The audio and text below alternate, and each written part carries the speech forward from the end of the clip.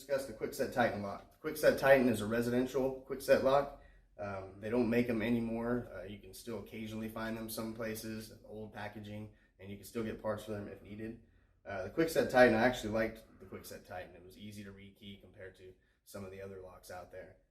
The Kwikset Titan has two very big differences. One is it's 6-pin instead of 5-pin.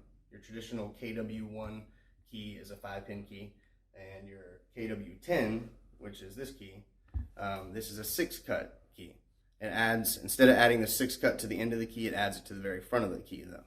So this is a KW10 6-pin key, which is what works the Titan locks. So the other unique thing about these Titan locks is you have a core key or a control key that'll pull the lock out, so you don't have to take a screwdriver, take the screws off the back, pull the whole lock down, bring it down, take it apart, put it all back together, screw it back on the door. That's how you usually rekey a lock. In this case, you would just take your control key, which when you get an original control key, it actually says control key on it, right there, and it looks at that little notch cut out in the bottom. That's what it looks like when you get it, whenever you first get it out of the package. So this one here, we have a working key for it, Kwikset Titan key, 6-pin, 6 cuts, and someone here has made a change key for it. So all the change key does is has the same cuts on top, except for between the second and third cut, you cut a notch out on the bottom of it, up to kind of the first line. You cut out the first, up to the first line there, and then there's no specific way to do it. You just cut it out and give yourself a little bit of room. And what that does is when you cut that notch in the bottom of the key, you can turn it all the way to where the bottom is pointing at, I guess it's about 2 o'clock, and it comes out. And what that does is it allows that retaining clip right there to slip into that groove you just cut, which allows you to pull the whole cylinder out in your hand. So then when you rekey it, you have to have an original that you want to rekey it to, and then you have to get another key and then cut a groove in the bottom of it, so you use that one to install the lock back in. And then you don't use the control key until you need to rekey it again. So I'm going to come over here to the machine, and I'm going to just show you what I'm going to do here. I'm going to turn this into a control key. So when I'm going to rekey it and then install it with this control key.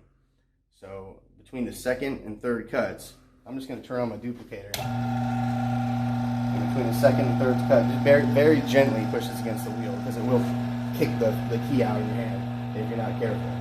Between the second and third cut, I'm just going to very lightly go back and forth.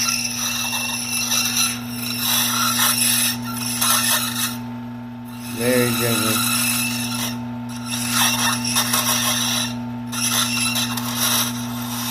It does get a little hot too.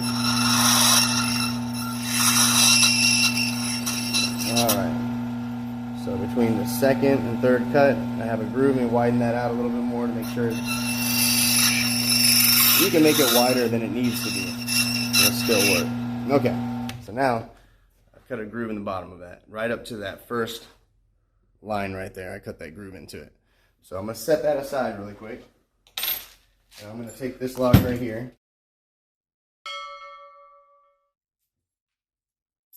And let's see here. So just like you would rekey a standard lock, I'm going to get my tweezers out and pull this retaining clip off. And then I'll take my working key, not the control key, and just turn it to the side like you would when you're rekeying a standard lock. Take your follower, push it through,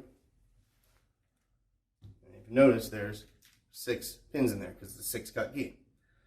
So then I'll just empty those pins out. Take the new key I want to work, which is right here, and just rekey it to the key first. So let me do that for real quick.